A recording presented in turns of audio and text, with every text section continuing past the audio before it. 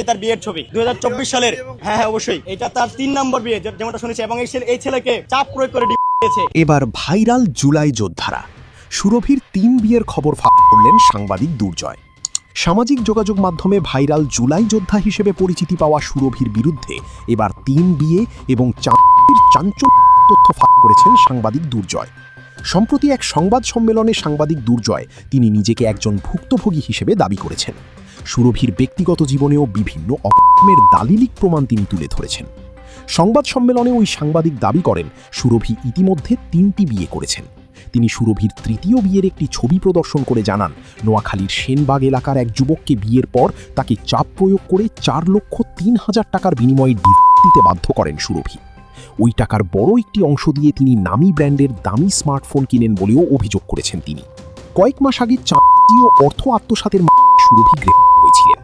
সাংবাদিকদের অভিযোগ, সুরভি জুলাই বিপ্লবের আবেগকে পুঁজি করে বিভিন্ন মানুষের কাছ থেকে ভয়ভীতি দেখিয়ে অর্থ আদায় করতেন। এমনকি সংবাদ সংগ্রহে গেলে ওই সাংবাদিকের ডিভাইস কেড়ে নেওয়ার চেষ্টা করা হয় এবং তাকে নানানভাবে হেনস্থা করা হয় বলে তিনি জানিয়েছেন। যাতে মামলা না করা হয় সেজন্য সাংবাদিক দুর্জয়ের পায়ে ধরেছিলেন সুরভি, এমন ছবিও তিনি প্রকাশ করেন।